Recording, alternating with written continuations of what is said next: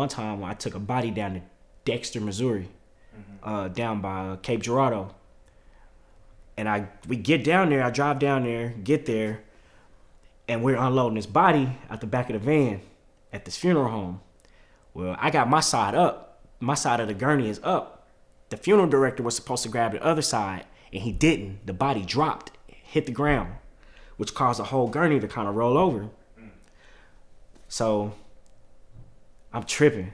Cause I ain't never one thing about me, man. I'm gonna respect them. I'm gonna respect the dead to my utmost. To my ability. I'm gonna respect them as much as I can. So I'm flipping out. I ain't been doing this no longer than 6 months at the time, and man, I tossed and turned the whole night. I finally ended up going to sleep, and I jumped up in the middle of the night. I'm talking like 3:00 in the morning in a cold sweat. Felt something cold come flying across my face. I had a mirror in my bedroom on my wall. I felt something come over and shatter, like it shattered the mirror. I heard the glass break, everything. I jump up, take off out the room. So my mom immediately, man, she flipping out like, man, shit, boy, you 19. Well, it's time you go. Like, you bringing this shit in my house. Like, I can't, like, it's too much. Like, now you hearing shit, which means that you done brought somebody in here. Like, it's time to go.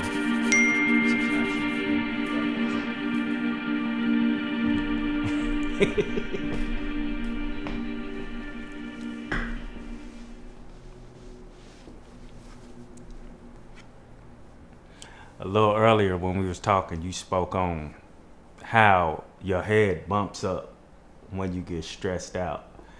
So if we're talking between a clean head at the lowest level and the highest level is a bumped up head, what's your level of stress right now?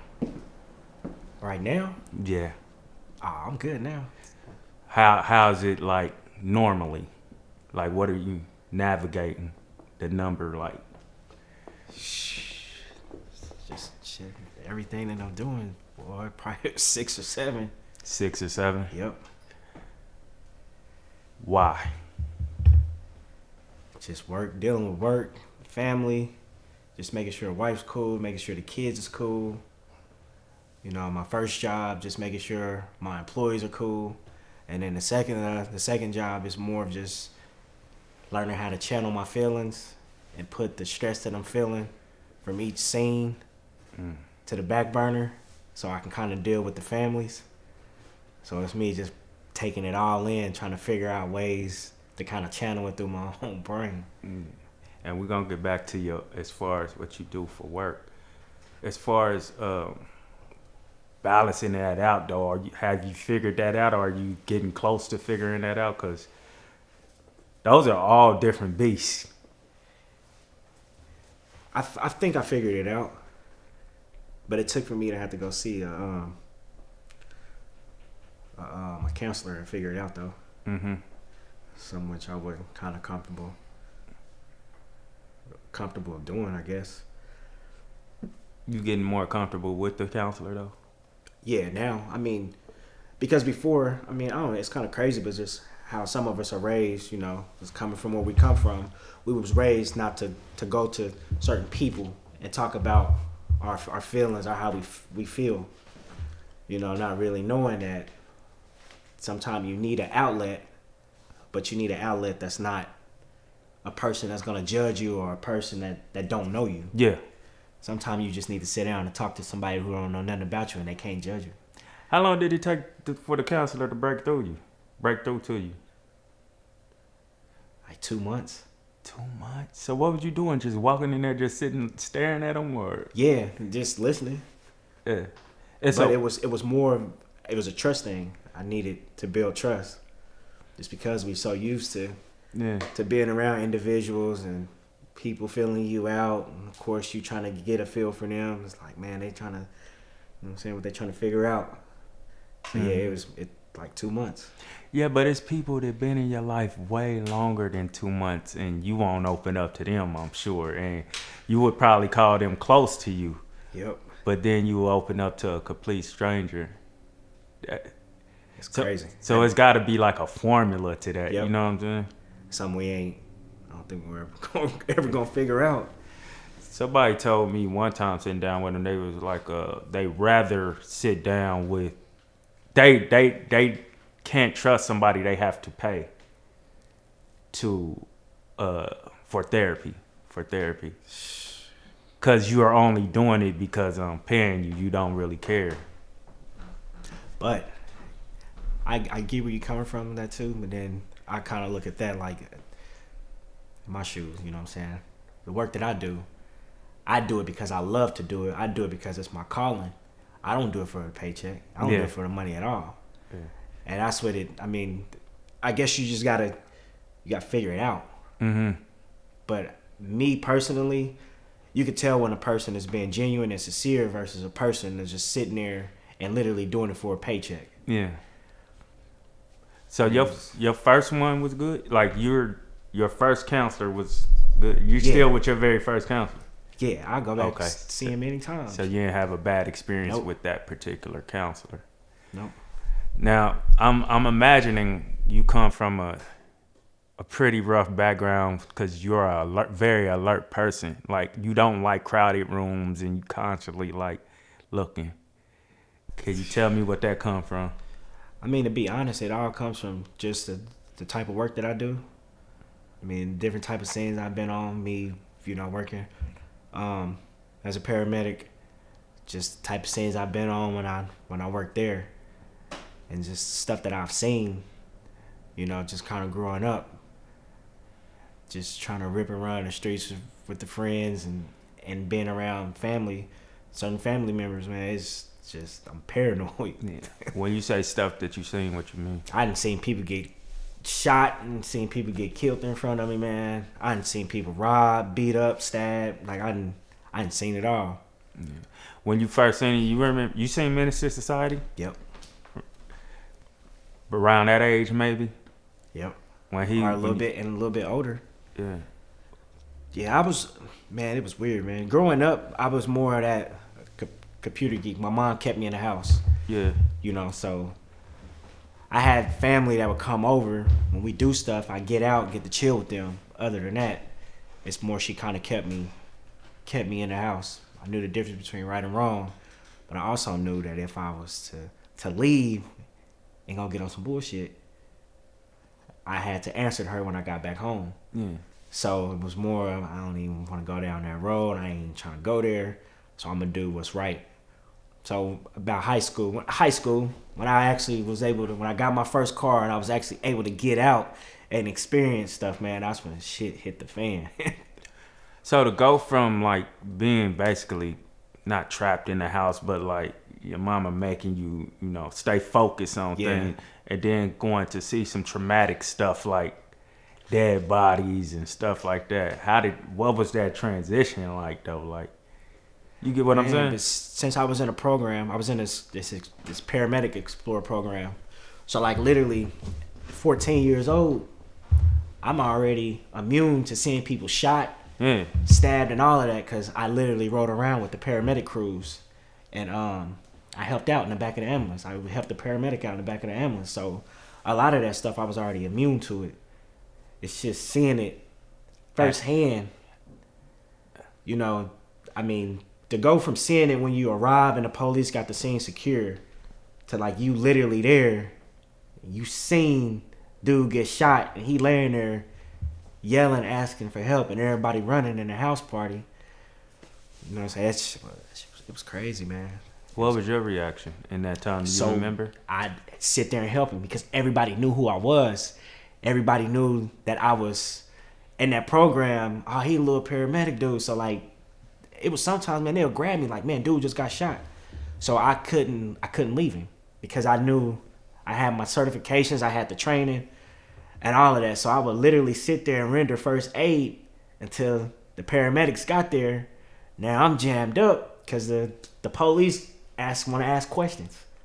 And it got kind of crazy for a little bit because it was the same detective, man, that would show up to these calls. Man, it's you again, man. It's you again. Like, where the dude end up, man, it is crazy, man, the dude best friend is right now, man. Older dude. You said you and the dude best friend? Me and the detective dude, man. But when I ended up getting hired at the coroner's office, now I'm working with the dude because he's like a violent crime detective. So now I done went from sitting here rendering first aid to these dudes, man, and all these people. And he asking me questions. Man, I don't know. I ain't seen nothing, man. What you doing here, man? What you doing here? I just seen you 2 weeks ago. Now you here. Man, I'm just trying to enjoy myself, man. You don't belong here, man. Stay from around here. Okay, I promise. You ain't gonna see me again. And he ended up seeing me again, man. It was crazy. It's like this shit just followed me. We down off of 7th and Kansas Avenue at a McDonald's in a drive-thru getting some food. And this car pull up. I'm in the back of this other car. This car pulls up to the car in front of me, get to shooting through the window. Immediately, my homeboys look over at me. Man, so I get out, grab my book bag out the trunk. I get out, run up there. Dude shot in the head. So I pull him out the car, start CPR on him. By that time, the fire station was down the street. They pull up. I thought he was dead because, he had brain matter coming out his head and everything. And the paramedic checked his pulse, and she found a weak pulse. So she like, don't stop CPR, keep going. She's like, you rendering it to him, and you brought him back. He got a weak pulse. So they end up transporting him to the hospital. And they say, with my efforts, dude lived. Wow. He ended up living like 5 weeks. But he ended up dying. But there was more than enough time for them to put him on life support and for his family to come in from Mexico to actually visit with him. But same detective. So, how did his family get to talk to you? Yeah, so they talked to me, thanked me. His daughter was in the car. His wife was in the car.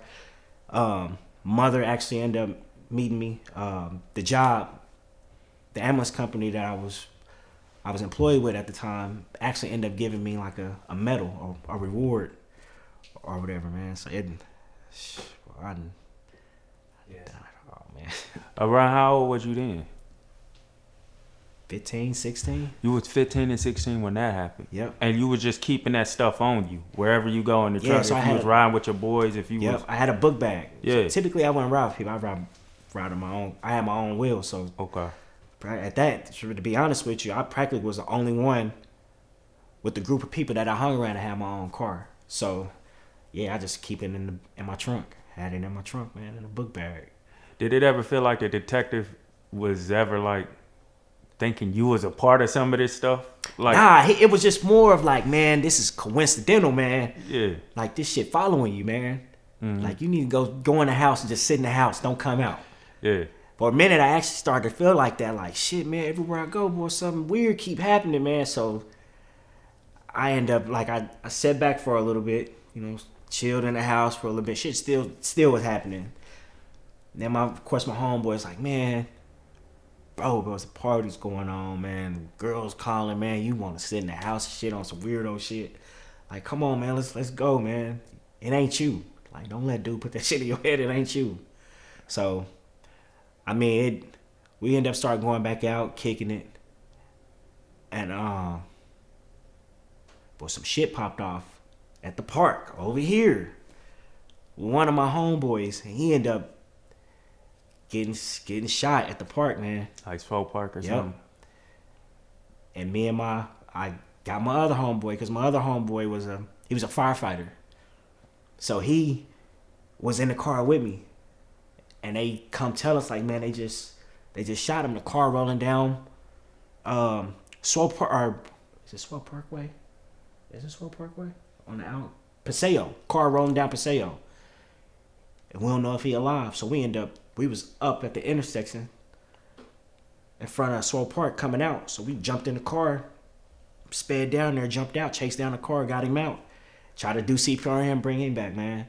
And that shit right there, that put the icing on the cake for me, man. I was just like, yeah, this street shit, man. It ain't. You either gonna be in it, or you just not gonna be in it. But you can, have friends that's in it, but you don't have to be out every time they out doing shit because it's making you look bad. Because then the detectives literally went to our jobs. They went to the fire department to talk to him. I'm at the ambulance company. They go to the ambulance company, make me drive back to the station to have to talk. So that shit, man, is, now your bosses is asking questions. Well, what were you doing there? I can't brush them off. This my career. This is what I went to school for. You know what I'm saying? This is what I sacrificed a lot of teenage years actually growing up to figure out, because this is what I wanted to do. So, man, I couldn't let that shit hinder what I had accomplished because I wanted to hang around certain individuals. Yeah. So, yeah, but it's crazy because the people that I hung around that were in the streets, they actually respected what I did and didn't put me in no fucked up situations. They didn't bring the violence to me or surround me in the shit that they were doing. They literally kept me away from it. Man, you stay over here, do what you doing. This shit just ain't for you. I'm saying, but we respect you. You good. You're a boy, but just you go this way. Don't go this way, because once you go this way, it ain't no looking back. You don't seem like the type of person to hold your tongue either. You seem like you give it to people straightforward. So I don't know how long you've been like that. So imagine when you hanging with your friends and seeing the stuff that they into or whatever, you giving them talks like, I don't want to have to pick you up one day type stuff. Like, how does that go? Man, it was, in the beginning, it was kind of weird. You know what I'm saying? But then here's motherfucker come, man. I just got to the point where it just become like, you grown, man. You know what I'm saying? You know what you're doing. There's only two ways out of this shit. You gonna end up in jail or you gonna end up in the back of this van, man. And they know, but it's kind of crazy because people that's actually wrapped up in that, man, they done already, it's kind of weird to say, but they've already either accepted jail. They know they going to jail if they ain't already been, or they know they gonna die one way or another. They gonna probably end up dying. So it's weird, man, but they've already like kind of accepted death. That shit is weird. Yeah. You mentioned it's your passion. Not passion, or you got a love for what you do. I don't know which side you talking about. The body side. The body side. So it's a calling. And you've been doing. It's a what? It's a calling. I thought you said a calming. It's a calling, man. But to be honest, though, it's also, it's weird you say that because it is. Really? It's quiet. The only time I'm really dealing with people is when I'm dealing with families. On homicides, you got erratic people out there crying. You're dealing with that. Or if a person die unexpectedly in a house and we show up, you're basically that person. They're looking for you to basically calm them down. They need some type of strength, some type of compassion, and they're looking for you to basically give them that. Yeah.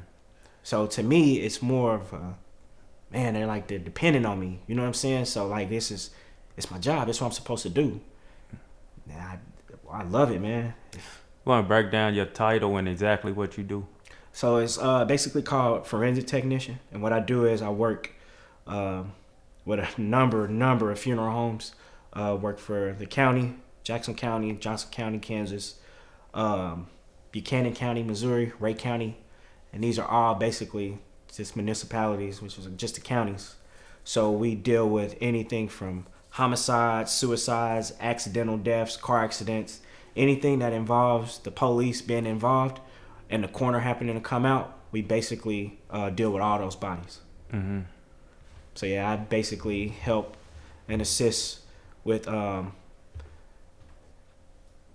rolling the bodies over, placing the bodies in the body bags, helping take photographs, and basically taking deceased and transporting them back to either the medical examiner's office, or if we release them to the funeral home, then we'll transport them to the funeral home. And then we also work with a place called Midwest Transplant, which is an organ donation place. So people who basically are donors and they pass away, they'll reach out to the coroner. Coroner releases the body. Our family give them the green light. We'll go pick up the body, take them back over to Fairway, Kansas, to the facility, Midwest Transplant, and they'll basically harvest skin, short bones, and all that stuff, eyes and all that. Yeah. They don't take any of the organs out because these people that actually end up going there, they're they're just considered they're organ donors. But if the body hasn't been placed on life support, then they can't harvest any other organs. So they're just basically taking like the skin.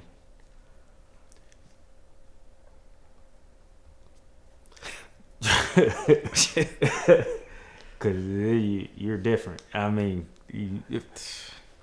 so at what part of this, because I might have missed it, at what part of this job is quiet? Because I'm trying to... I mean, just the transporting part. So we use minivans. So we don't have like big vans that separate the back from the front. Okay. You got a Dodge minivan. And they basically take all the seats out the van, the back seats out. So only 2 seats that's left in there is the front and the passenger seat, driver and the passenger seat. And there's 2 gurneys that go in the back of the van. Mm-hmm. So, I mean, literally in the midst of transporting, I mean, you forget you're even driving the body around at this point. So the energy is not like between you and the driver. I don't get no negative energy coming from like the people. I mean, people ask me all the time, like, man, them spirits don't rub off on you. No, they don't. 'Cause I feel like as long as you're not disrespecting them, you don't get none of that negative energy. It was one time when I took a body down to Dexter, Missouri, down by Cape Girardeau. And we get down there, I drive down there, get there, and we're unloading this body at the back of the van at this funeral home. Well, I got my side up. My side of the gurney is up. The funeral director was supposed to grab the other side, and he didn't. The body dropped, hit the ground, which caused the whole gurney to kind of roll over. So I'm tripping because I ain't never like. One thing about me, man, I'm gonna respect them. I'm gonna respect the dead to my utmost. To my ability, I'm gonna respect them as much as I can. So I'm flipping out. I ain't been doing this no longer than 6 months at the time, and man, I tossed and turned the whole night. I finally ended up going to sleep. And I jumped up in the middle of the night. I'm talking like 3 o'clock in the morning in a cold sweat. Felt something cold come flying across my face. I had a mirror in my bedroom on my wall. I felt something come over and shatter, like it shattered the mirror. I heard the glass break, everything. I jump up, take off out the room. So my mom immediately, man, she flipping out like, man, shit, boy, you 19. Well, it's time you go. Like, you bringing this shit in my house, like I can't, like it's too much. Like now you hearing shit, which means that you done brought somebody in here. Like it's time to go. So shit, I end up finding me a place. You know, she gave me time to find me a little spot, found me a place, man. I ended up moving out. But that's the only encounter that I've ever had, I feel, was from like a person I've picked up. Mm-hmm. Other than that, I ain't never had no other bad experiences. Did it was it a vivid dream hallucination, or did it really actually physically shatter the glass? It was the sound of the glass. It was the sound of the glass? Yeah. Sound of the glass. I heard that glass shatter. I got up out of there. But I felt the cold air come across my face. That's creepy. That is. So it wasn't a hallucination or nothing. The glass was actually shattered. So mom seen the glass shattered like, she's nah, like, yeah, you gotta go. It's time to go. You gotta get up. Could you understand that? Hell yeah, 100%. Yeah. I mean, that's not the time. That's the only thing I really had happen. I mean, I've had encounters with ghosts. I have had one encounter with a ghost at a funeral home. Talk to me. It's called Kansas City Funeral Directors. Over in Kansas City, Kansas, off of Shawnee Drive. We drop off bodies there. At this point in time, man, I'm working nights. I got the night shift. I was an action junkie. Like I live for the action. So all the shit happens at night. Mm-hmm. So when we drop off bodies at these funeral homes, we got the garage codes, security codes. Nobody's there but us and whoever in there laying in there dead. So I get to this funeral home, man. I put the key in. The top lock is locked. So I'm sitting there trying to get in the funeral home, can't get in. I call the funeral director. I'm like, man, listen, I'm here. The door is locked. And he was like, what do you mean the door is locked? You got the key to get in the door. I said, the top lock is locked. And he was like, it can't be locked because nobody don't got the key to lock the top lock, and the top lock can only be locked from the inside. I said, I'm telling you, the top lock is locked. So I take a picture of it and send it to him. Back then, that's when like the sidekicks that just came out, camera phones was just starting to get famous. So I take a picture, shoot it to him. And he's like, man, that can't be because I don't even have, it's my funeral. I ain't even got a lock to the key. I ain't got no key to that lock.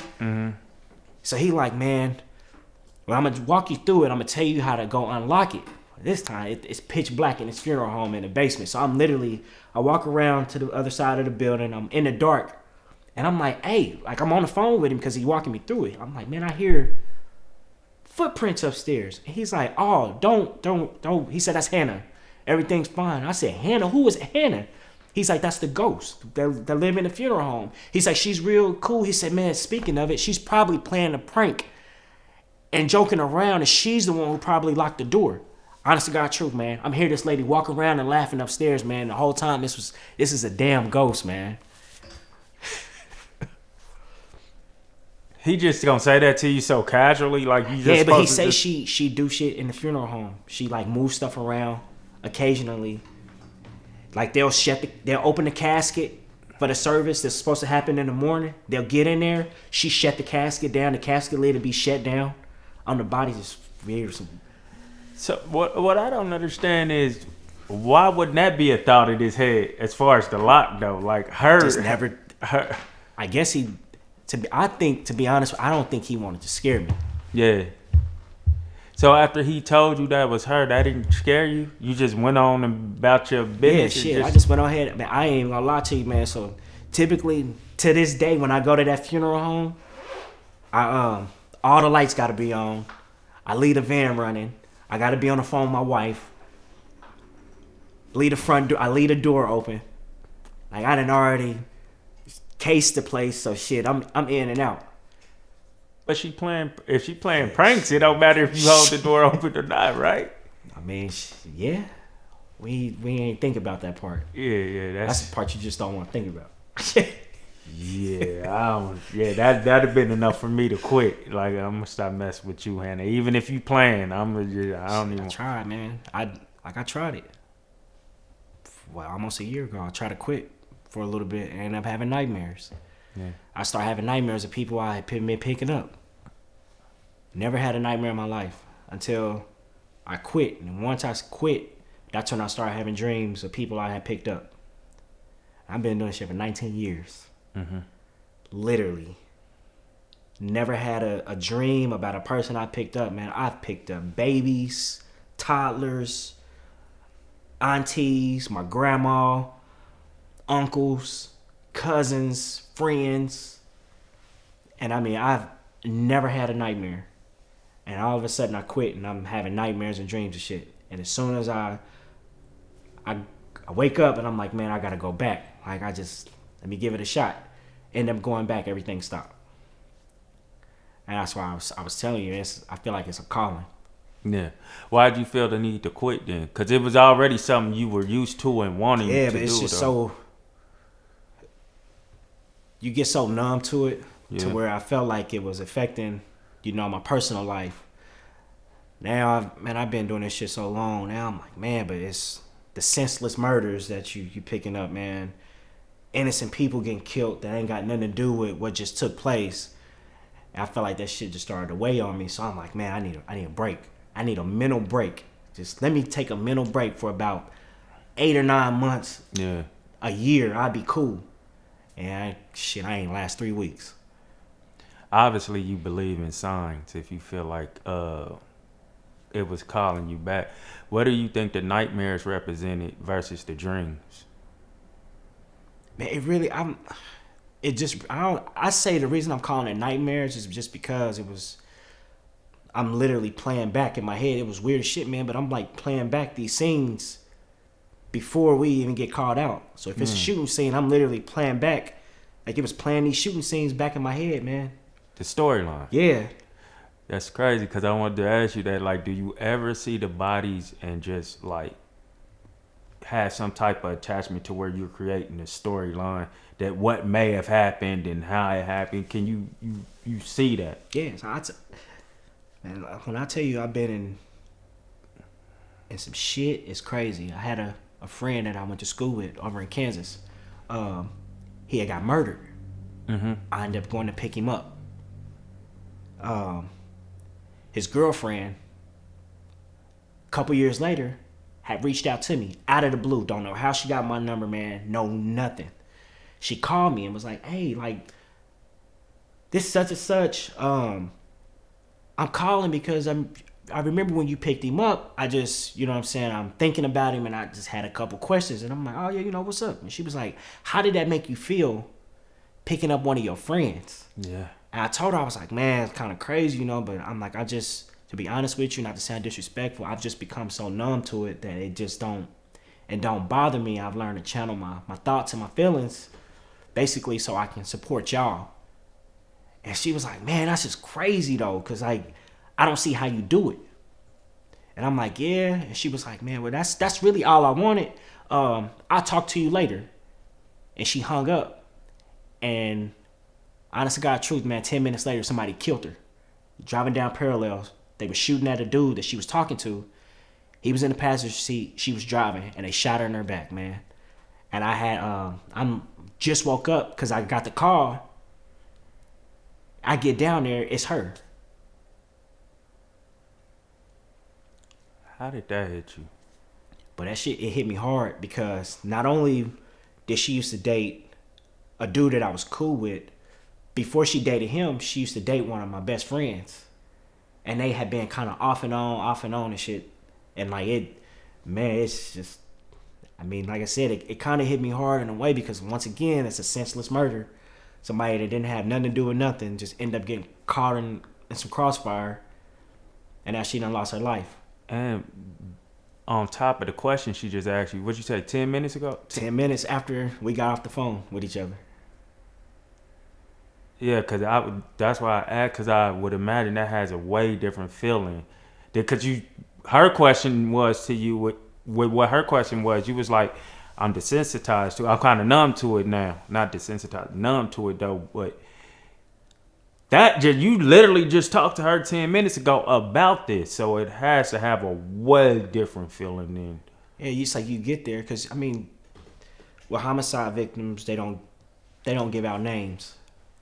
Versus a car accident or something, they'll give us those names on our way there. But homicide victims, they don't give out names just in case some shit pop off. They don't want to release that name, so the family gets wind of it. Mm-hmm. Especially if they're not 100% sure who the person is. But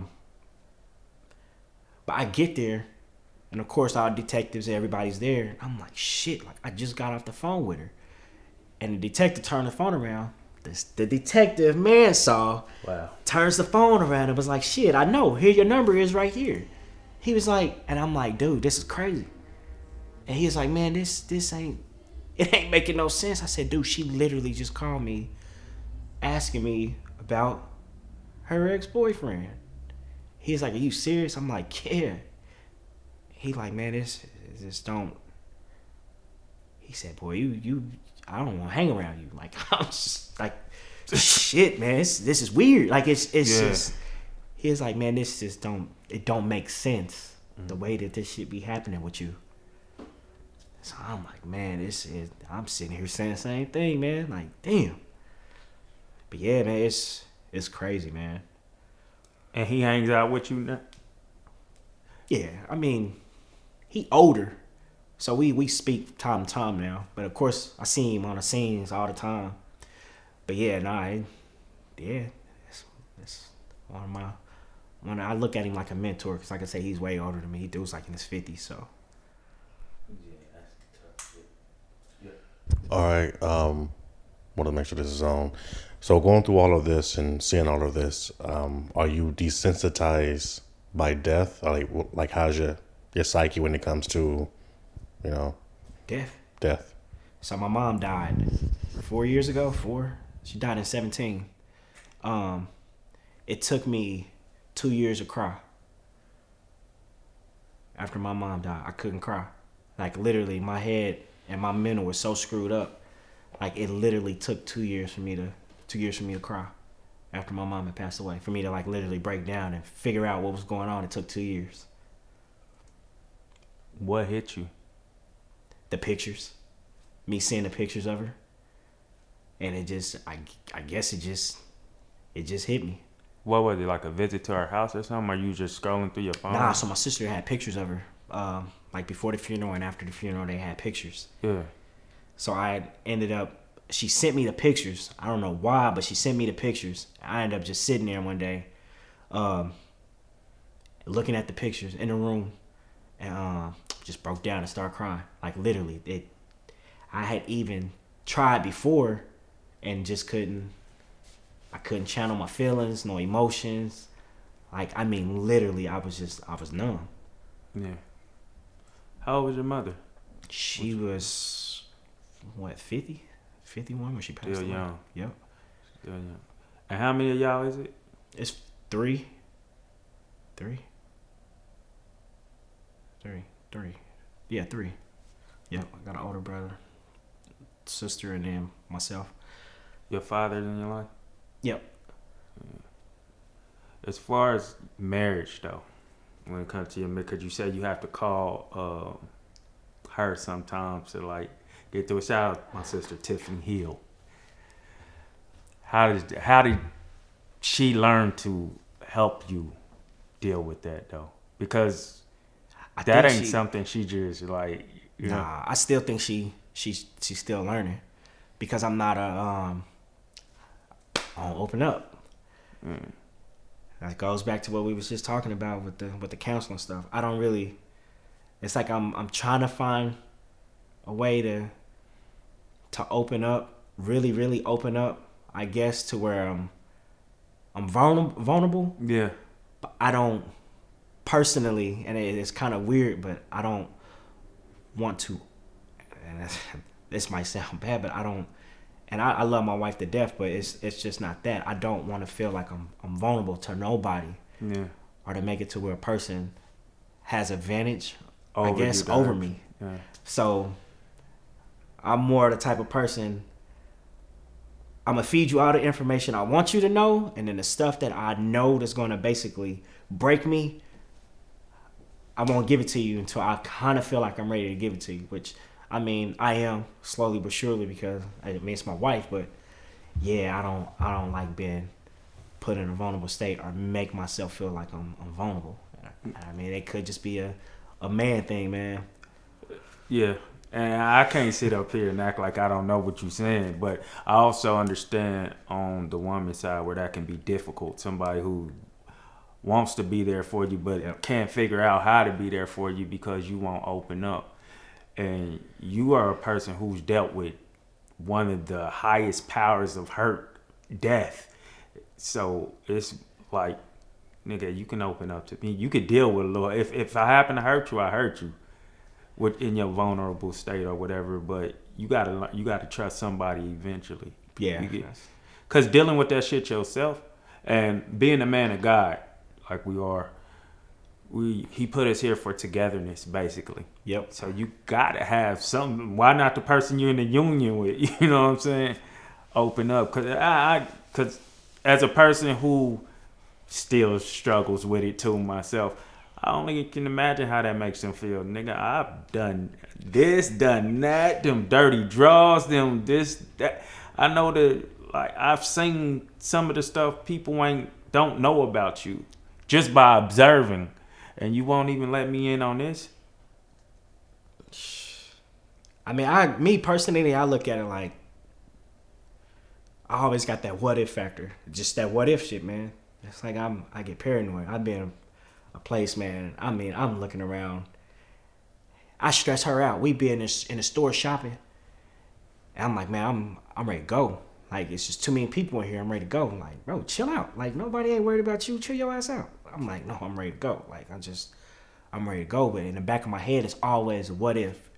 I'm saying, what if somebody come here and shoot this motherfucker up, man? What if there's a bomb out back or somewhere, man? And this is his time, you know? Like, those are the things that I think about. And it's weird saying that shit, but it's true. It's not weird. But because, and the reason why I'm telling you is true is because, so not only do I deal with this portion of the investigation part with the coroner's office. But I actually also work for FEMA, Homeland Security, as search and recovery. So, like, if a Hurricane Katrina, a national disaster, a mass shooting, or any of those things take place, then basically we'll respond because there's multiple casualties that's taking place.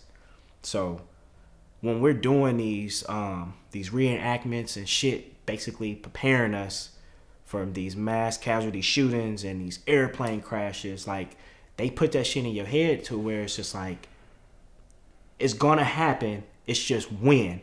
And when it happens, you need to be prepared, mentally prepared.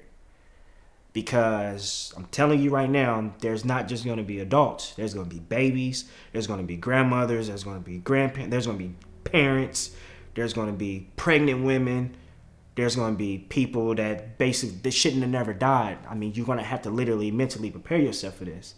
So me just basically going through all these mock simulations, man, like it's fucked my head up, man. Like literally to where, I mean, they just tell it straight out, like it's gonna happen, man. Like it ain't happened in the Midwest, it's gonna happen.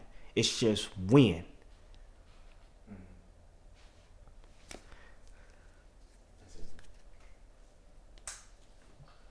Do you feel like that, you know, working with these scenarios, that it created a sense of paranoia? Yeah. Yeah. Do you think that working with and seeing the dead on a daily basis, you think that also builds up a idea of paranoia as well? Probably so. Yeah, because I remember you said that, you know, it's just pretty much like most people say, it's a job, you know. I'm gonna go out and do this job, don't really think about it. I mean, I get it, you know, because I worked at a military base where I was around 4,800 pounds of explosive powder, and at any given moment, the entire facility can go drop of a dime. Worked there for 10 years, never even thought about it. Never thought about it. I was working around 15 nuclear crystals, and in one moment, one can be disabled, and never thought about it. You know, just you just forget what's going on. So I get that point, you know. But what you're dealing with is, like you said, the extremes of the extremes. You know, like you're seeing the result of what everybody has a sense of, what you call the inevitable. You know, the inevitable.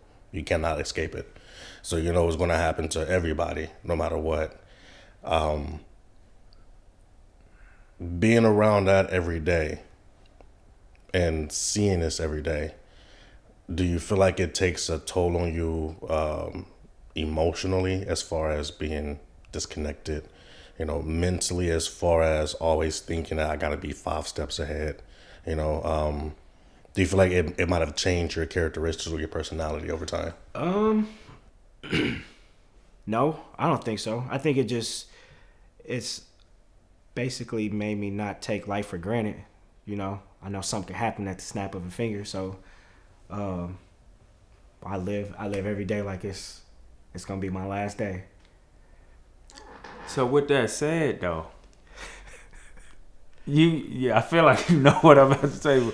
With you saying that, it seems like you should be more open with your wife. You know what I'm saying? Like you should be, because how many kids y'all got in that house, or just period together? Total, I mean, combined family is 7. Combined family, yeah. Yeah, 7. Yeah. They gotta know what you're going through. And especially in order for them to be able to maneuver through life and stuff. Like we don't know the history of nothing, because we don't get to talk to our parents about what they went through. A lot of times we look at them and we, in our heads, we bashing them because why you did that, not knowing that they did it because something happened to them, or did some, you know, maybe we'll have more grace in that matter, you know? Yep. Yeah, I ain't. You gotta live life like you better. I get, and I understand the crowded stuff and like looking, but as far as like opening up to her, and to be honest though, I've been doing it slowly but surely. I've been doing it. but I've been doing it in a way to where I'm comfortable and I'm not making myself uncomfortable. Got it. And I'm doing it in a way to where it's just like, okay, nigga, what you done did? You telling me all this, what you done did?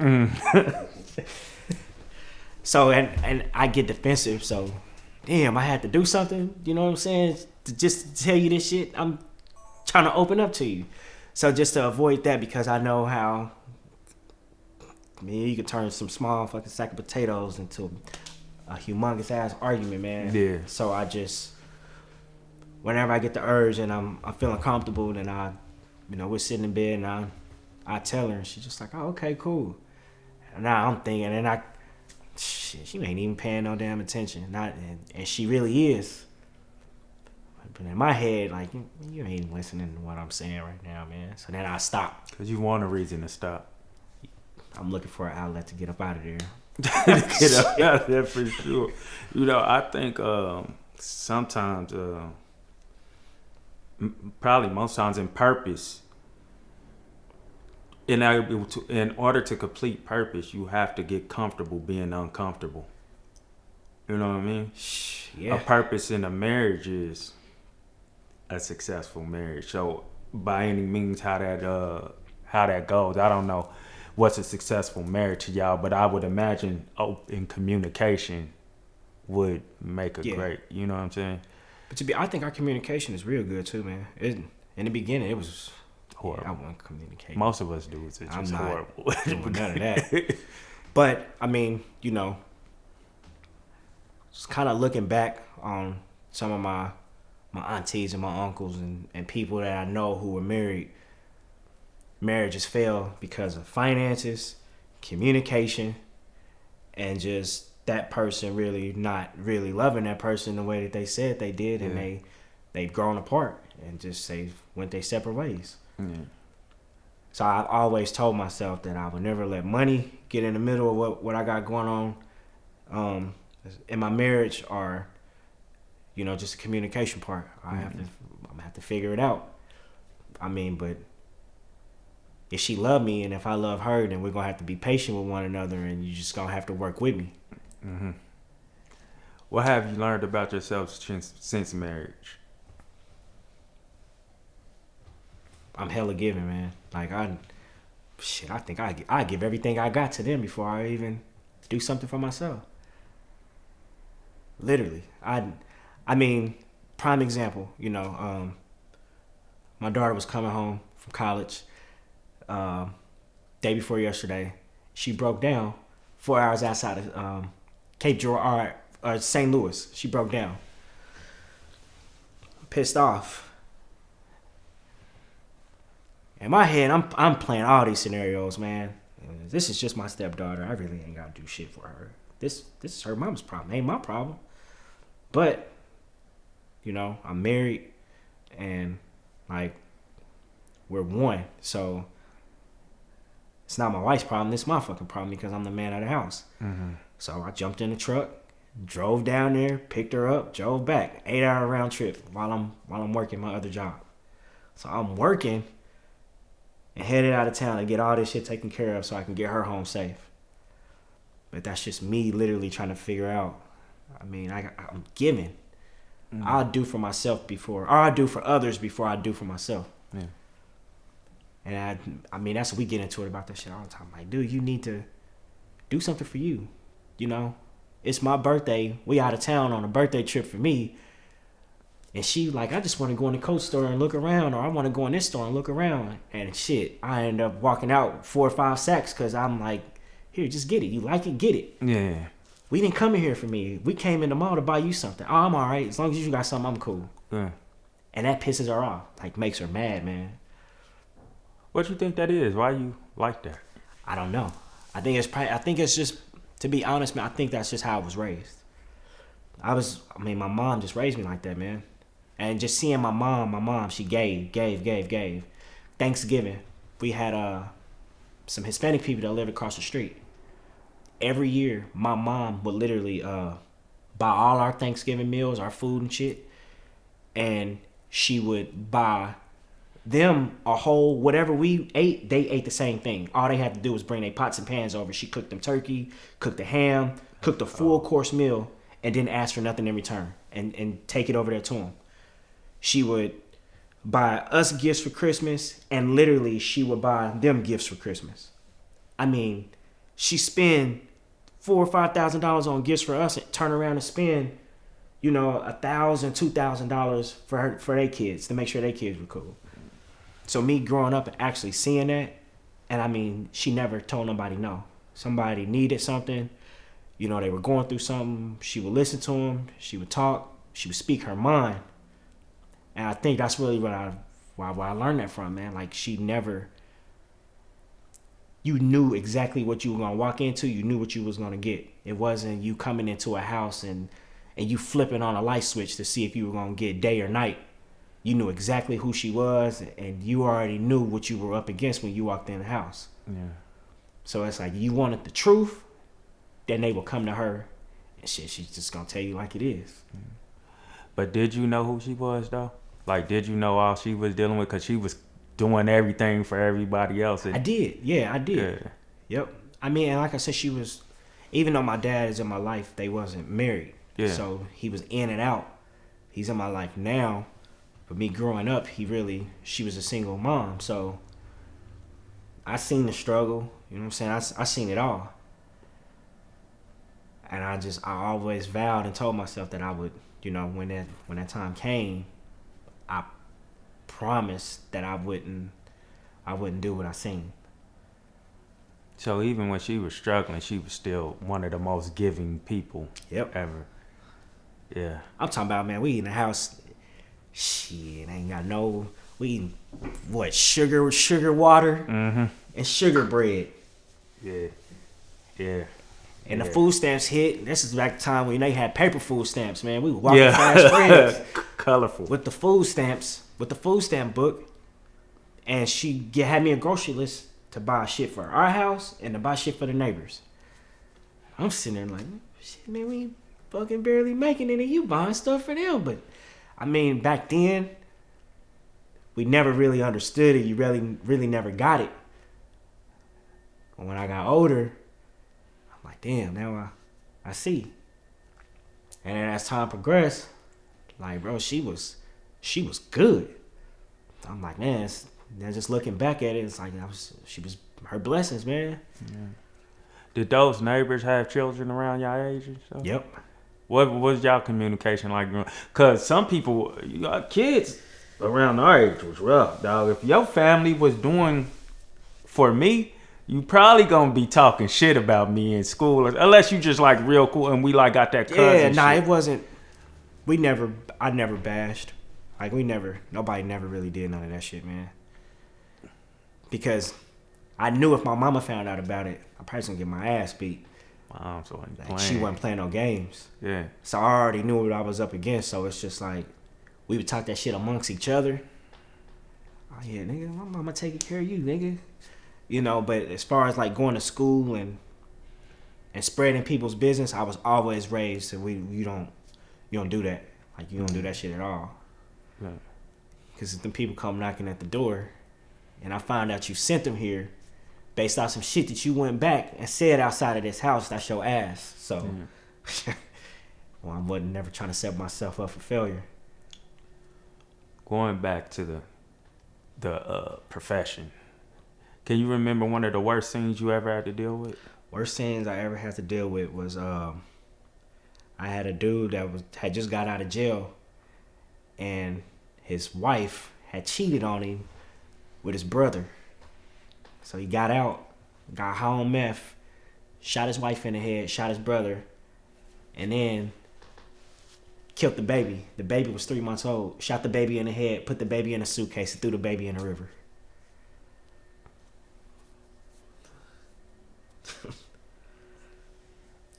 And you had to deal with that baby's body. Yeah. Yep. Was that the first time dealing with a baby? So to be honest with you, that week, no. I had that baby that was killed. I had a 5-year-old that was burned up in an apartment complex because dude was mad at the auntie. So he killed the auntie, not knowing the baby was in there. I I had a mother that had strangled a 1-year-old. All this shit is in 1 week. Had a mother that had strangled her 1-year-old. And I had a father that had poisoned his 4 kids. Ages from 6 months, I think it was, to like 5. All that shit happened. I had all those kids in 1 week.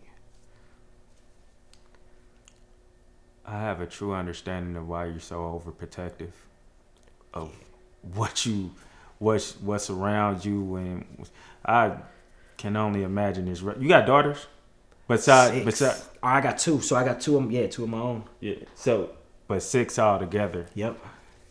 Can all of them come talk to you about stuff? Yeah. Or you? But is it hard for you to be open minded? The thing is, when you talk to me about something, I'm super overprotective over my sisters, my cousins, because I got a family full of females. So yeah, I just tell them, when you talk to me about something, like literally, you don't tell me something that's gonna piss me off, because I don't know how I'm gonna react to it. Mm-hmm. I don't mind you talking to me. I give you all the advice you want to know. I mean, but of course I'm gonna be very honest. I'm gonna be blunt, truthful, honest with them. So, I mean, just be prepared for what I'm gonna say. Yeah. But don't tell me no shit that's gonna piss me off. Yeah. And have me reacting. Is it hard to get the residue of work off of you when you're with family, when you at functions where you like? Nah, cause I'm numb. I'm numb to it. Yeah. Man, 19 years. It'll be 20 years in May. And I picked up 22,000. I think I'm at like 22,243 bodies right now that I physically touched and had something to do with. Jesus Christ. Yeah, that's a lot. So like my mental, man, is shit. It's done, man. Yeah. I'm numb to it. At this point, I've literally become so numb to it, man. It don't bother me. But I mean, that and everything else together is still affecting you in a way, because you said, I need a drink. I need, at times you need to. Yeah. It's just, man, I guess you could say some days are better than other days. You know, some shit that don't bother me or didn't bother me yesterday could bother me next week. Just depending on, you know, the scenario and how the scene played out. Like, it's just crazy, man. There's a call, man, where we had, there's some shit that, you know, you take home and it actually does affect you. I had a house. I can't say exactly where it is because shit is still in the midst, but this one particular house, we had same detective, same crime scene. Well, not in this particular case. It wasn't him. It was another detective. But we had this house, man. This house is fucked up, bad. Man came in. He shot the baby, 8-month-old baby.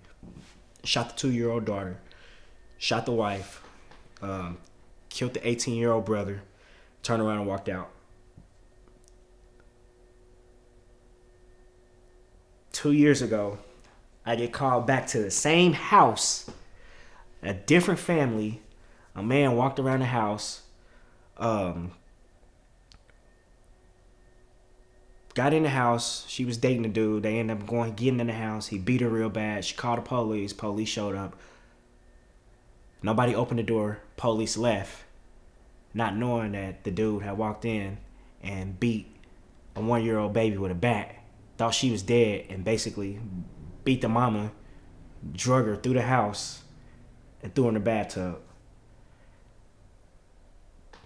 Both of them died. Same house, a couple years apart.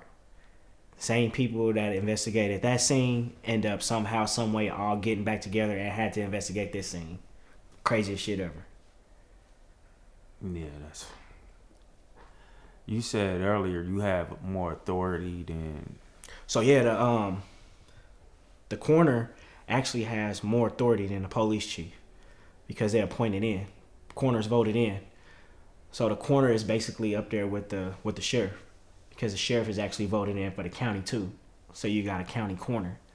So what a lot of people don't understand is like the medical examiner's office actually takes seniority over the call, over the scenes, and shit, yeah, nobody can't tell them what to do. Like they got jurisdiction.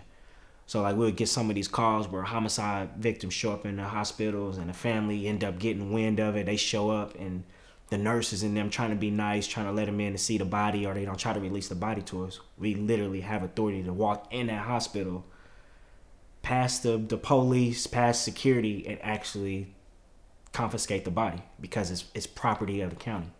Mm-hmm. So yeah, a lot of people don't know that, like the coroner, the doctor, because the coroner is basically a doctor. He can be a family physician. He could be your family physician. You know, they allowed to carry firearms. I mean, they allowed to do whatever it is they need to do. They're actually allowed to do it.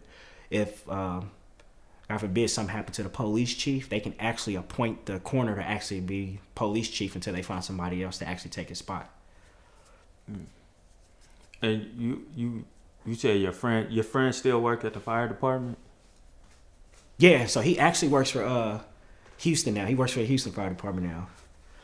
Oh, okay. Yeah, he's a firefighter paramedic down there in Houston.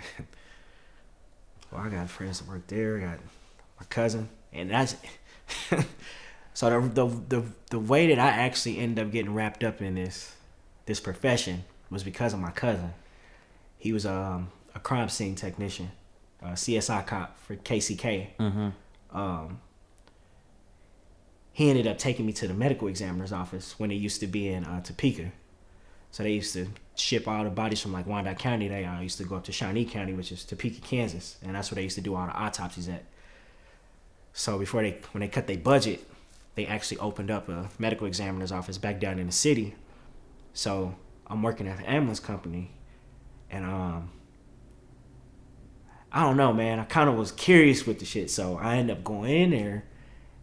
Craziest shit ever, man. I watched this autopsy, and I look at my cousin, and I'm like, man, this shit, I like this, man. I was like, man, I want some chicken. Like, it's making me hungry looking at it, man. It was weirdest shit ever, man. Like, I seen this doctor stand on his platform, take these bolt cutters that they use to break locks. Mm-hmm. That's what they use to basically open up the chest cavity. Yeah. I watched him literally cut it, man, and like hearing the bones break, it sounded like somebody was breaking chicken, like a chicken bone. Mm. And I'm literally sitting there watching this shit, and it made me hungry, man. And I look at my cousin, he's like, man, yeah, you just as fucked up as I am, man. He's like, seriously, man, because it make me hungry too. He said, it don't make me want no chicken, but literally, man, it makes me hungry. Yeah. So I ended up doing it, and the doctor ended up getting wind of it, man. And he's like, I needed somebody to haul bodies for me. You want to come haul bodies for us? And I'm like, hell yeah, I'll do that. Part-time, yeah, I can do that part-time. So I ended up doing it, man. I ended up liking it. Yeah. And it was weird because, shit, I went from basically having these people taking responsibility of these sick people to basically not having no responsibility at all over this dead person, but to get them from point A to point B. Versus literally sitting here trying to keep this person alive while we make it to the hospital. So I'm like, shit, I think I kind of want to deal with B. I think I'm over this. So yeah, that's how I end up getting wrapped up in it, man. And it's crazy. That shit it's weird, man. It's weird. Yeah, the chicken is crazy. But I tell you one thing that's probably gonna really mess you up though, man. I can be in a room, like I sleep in the coroner's office. We work 12-hour shifts, so we would sleep. They had rooms and shit for us to sleep in. So you got the refrigerator with all these bodies in it, and then on the other side of the refrigerator, on the other side of our autopsy room, it was rooms where we actually sleep. So I'm literally sleeping in these rooms and all of that. But you put me in a cemetery, I'll probably shit myself, man. Like, I'm scared of cemeteries. Really? Don't know why, don't know how, but I'm terrified of cemeteries. So the people that I'm picking up, running to these funeral homes and doing all of this, when they make it to the cemetery, you cannot pay me to go into a cemetery. I'm scared shitless of a cemetery. for lack of better words, yeah, that is probably the weirdest thing you said. Nothing else was really that super weird, but when you say, yeah, that connection is, it's weird, man. yeah. Do you think it might be because you think the cemetery is the final destination? There's nothing else after that? I ain't never thought about that. I don't know. It's just I'm terrified of cemeteries. I ain't never try to wrap my head around it. I just try to stay as far away from them as possible. You asking that meaning for the spirit or just because you believe in heaven and hell, right?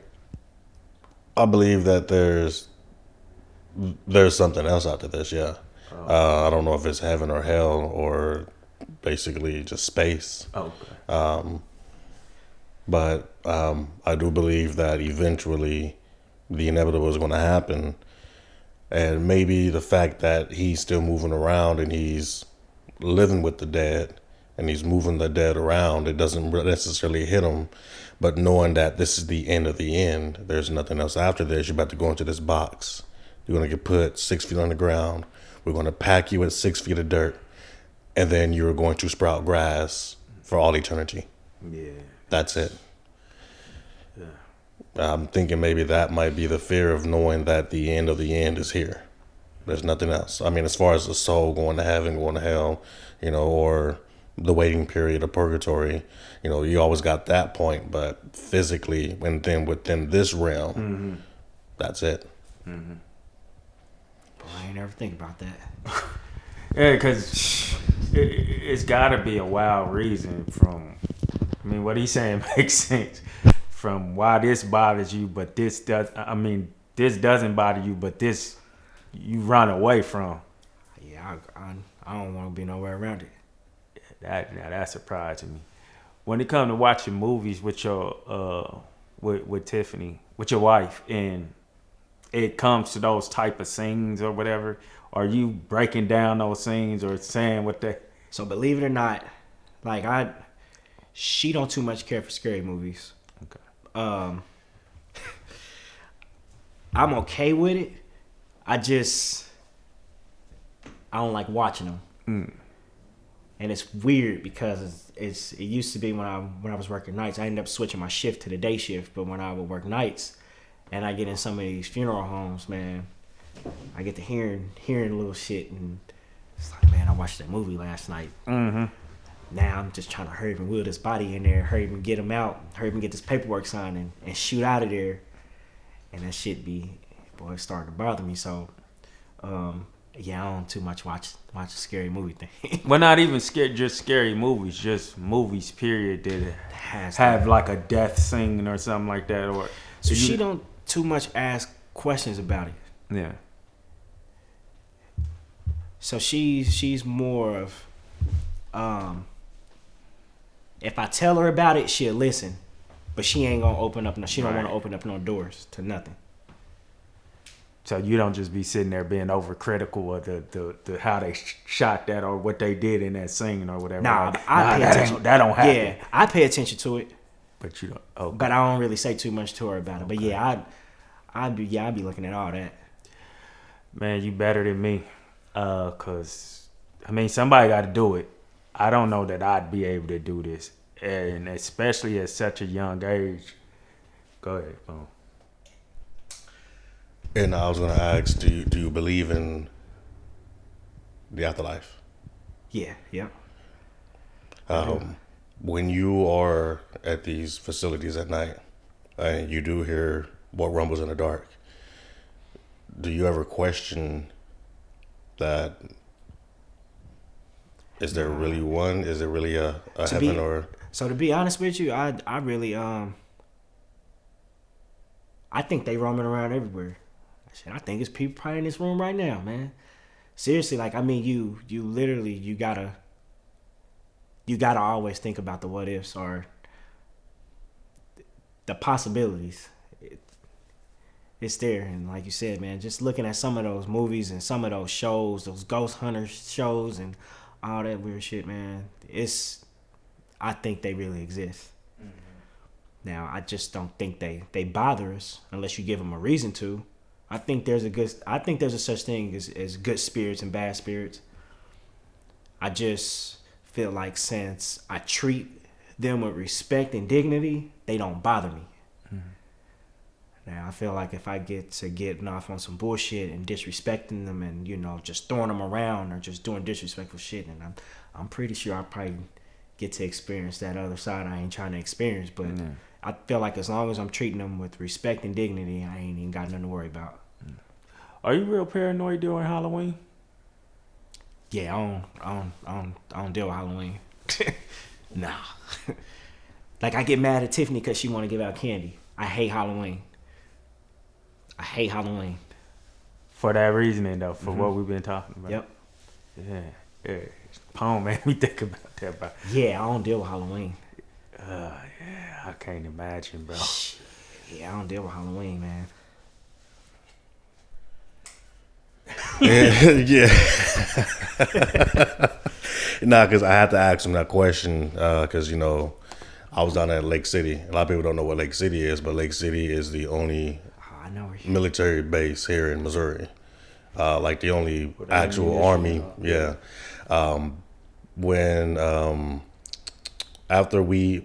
During World War II, they built that facility to mainly make ammunition, right? But what people don't know is that all these soldiers that died in World War II were staged on that land. And there's a couple of buildings that when you do walk in these buildings, you can sense the presence. And since these individuals died a violent death, they're very active, like super active. They're hitting lights, they're hitting alarms, they're opening doors, they're closing doors, they're moving stuff.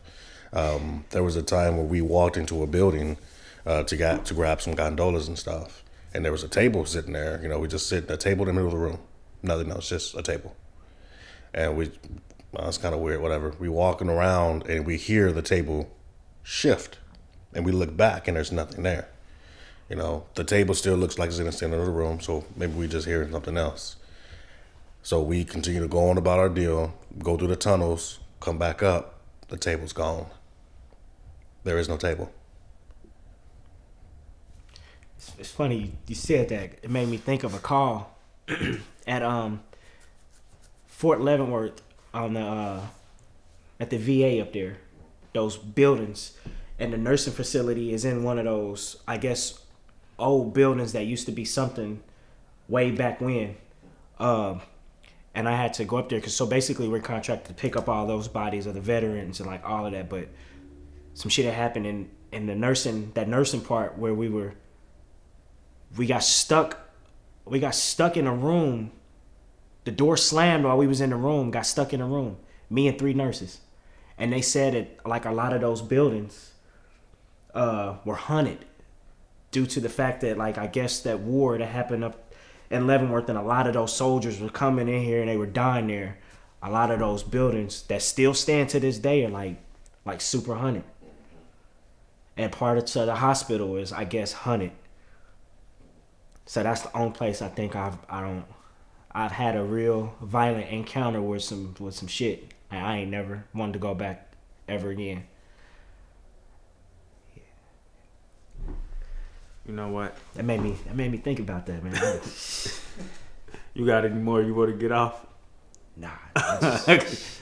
Yo, maybe I shouldn't have did this episode. I'm just playing.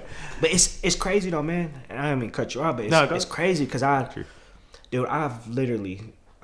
like we were standing outside waiting on you to get here. Dude, I picked up somebody across the street that overdosed in the house. Young dude.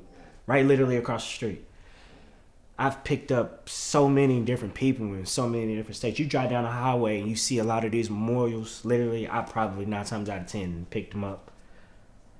Dude, I'm scraped brains, guts. I'd have had bodies blow up in my face. What? Literally. I mean, yeah, summertime people, they decompose, they swell. So when you go to move them, they pop.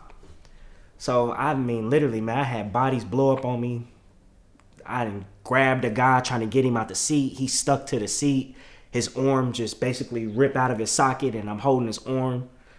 Like, shit happens, but it does not, it don't bother me. But like you put some rotten fruit around me, I will fucking lose it. It's crazy. It's with, like with an maggots, being scared of a mouse and all of that, man. Beetles. I'm scared of beetles. Why are you scared of beetles, bro? So I had a call in Cameron, Missouri. A dude jumped off a cell phone tower up there. The only cell phone tower driving into Cameron, Missouri. You see it just driving down there. He jumped off the cell phone tower. Dispatch gave us a call. I get up there. They tell me the body was in a concealed container. I'm in a spare van, so I don't got no body bags, no nothing. So I had to wrap this dude in sheets and drive him back to Jackson County to the medical examiner's office at off of 23rd Street. It took me 4 hours to drive from Cameron, Missouri to here. There was over 1,000 black beetles in the van that had crawled out of this dude's body. They were crawling up my legs while I was driving down the highway. I had to pull over at the gas station, try to get some Clorox wipes to try to separate the van, thinking that the smell would, man, it was, they had to get rid of that van because it was just fucking bugs they crawled out of this body. But the doctor had said when they had did the autopsy, had to freeze the body to kill off all the bugs. But he said that was the most bugs that he had ever seen come out of the body after they had froze it off, not including the 1,000 beetles that was probably in the van. Yeah. So I'm to this day, man, I'm terrified of black beetles. I'm terrified as hell of black beetles, man. Now, don't you feel like I'm not going to say it feels weird, but don't you feel it's kind of odd that you can scrape brain matter off of a concrete, you can pull a guy's arm completely out of socket, almost like one of those old, comedy movies where the arm is just shaking in their hand, literally detached. Yep. You can pick up infants, youngs, all of these things, but anything that rotates around it, rotten fruit, beetles, or anything that was associated with that, it gives you a fear, but the dead itself is no fear. No fear at all. Do you think that these fears are associated with death and you're just so common, or you're familiar with death, so death itself doesn't scare you, but the things that come with it turns into a fear? Probably so, just because I think I've had time to actually, I really wouldn't say you had time to deal with it, because when they teach you how to process this, they implant that shit in your head. They're like, they're dead. They're not alive no more. They're just bodies. So you need to process this. You need to learn it. The family's looking for you for support. So you got to channel in everything that you feel, and you need to throw that shit in the back of your head, and you need to basically think now. You can deal with your emotions and your feelings later. Yeah. So I think I've had time to actually literally force myself to process the death part to where I probably haven't even had time to even think about or process the after effects and what comes with it. I don't think I had time to process it. And that could be one of the reasons why I'm probably terrified of cemeteries. When I was small, I used to be scared as hell of dead bodies. You couldn't pay me to go to a funeral or none of that. And now I'm literally walking in these places. So what do you think's gonna happen when you call it quits? I don't think I'm ever call it quits. You just gonna do it up until you go? Yeah. As long as I can. I'm gonna do it as long as I can. I like you, or I don't like maggots, bro. Like the moment I see one on our trash can, I'm like, this. You could be more scared of a maggot than a dog, because they say, and I don't know how true this is, once they get in your body, they start eating stuff up. So I'm always, as soon as I see one, I'm like, I just feel like I'm just all day like, I hope it didn't get in my. I look at, and same with flies, man. I look at a fly and I'm like, if it land on anything, I'm throwing it away. I ain't eating it. Because now I'm like, man, how many fucking bodies is this damn thing that landed on, man? I've been in a house where literally we showed up and the windows are pitch black and all the cops are standing outside and you can smell it. And I'm like, why is the windows pitch black? And they like, those are flies. And you walk in this house, it's 1 million flies in the house, and they done covered the window to where it literally looks like there's a trash bag over the window. Crazy. That's like some candy man type stuff. Yeah, it's some. I Shit's never real thought life, about man. it from that angle. I always was I always said I ain't eating shit that'll fly on because they shit on shit. I didn't even think about how many dead bodies they be on. You gotta. Not even dead bodies, but the dead carcasses from cows and animals. all You gotta that. think about all that. And they land maggots inside of the dead body. So now these maggots are hatching and turning into flies and basically recreating the cycle. This is Man, I seen a maggot look like it was on steroids, man. Crawling out of a body, man. real fat one. I mean, damn near look like a worm. Bro, I'm telling you, the minute I see one, I don't care if I wasn't close to it or nothing. It's just like, hope I ain't got no open sores or nothing. Listen, bro, I couldn't do it. You are a goat, cause this could never be something I do.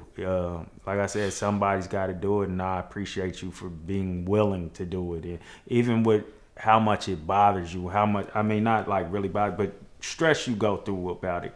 Like, in being able to detach, like, somebody got to tell you, I don't think that was my purpose, but it's yours, and I appreciate you. Want to leave us marked out?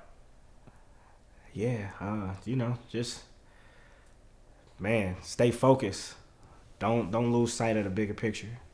I always literally second guess myself when it came time to it, man. But like, everybody's got a purpose, you know what I'm saying? Yo, this is your purpose. You know, this is your purpose. There's a lot of people out here who don't even know about the profession, man, and not even understand that the profession, like, literally, they hurting for people, and they need people bad, but nobody don't know anything about it. So me basically coming in here and actually just sitting down, man, just and talking to you, it helps get the word out. So thank you. You know what I'm saying, for giving me the opportunity. If people can connect to you through your Instagram and shit, if they want to ask you about like how to get into the business and stuff like that. Or Yeah, I shoot you out that information. Yeah. 'Cause I don't. No, I got you. I got your Instagram. Yeah. I follow you on Instagram. Okay. Yeah. So, yeah. Yeah, they can just shoot me a message on Instagram. Okay. Yeah, man. We do ride-alongs, all that stuff, man. I imagine some kids who want to do it. So, I just never would have been one of them. What? Mind praying us out? Yeah. Nope, I will. Heavenly Father, thank you for bringing us out this afternoon. I ask that you just look over us, continue to watch over us, just continue to be our stronghold, continue to be our support. Just continue to bless us, continue to teach us what it is to be loved and to love one another. Heavenly Father, if we've committed any sins today, for the ones that we know of and the ones that we don't, I ask that you pretty please just forgive us of the sins that we've committed, as we do not know no better. In the mighty name of Jesus, I pray. Amen. Amen. Love and appreciation. You're my brother-in-law now, so. The goal is to leave a lasting imprint on their minds and their hearts. We pray you've been indelibly marked. Appreciate you, man. Man, appreciate that.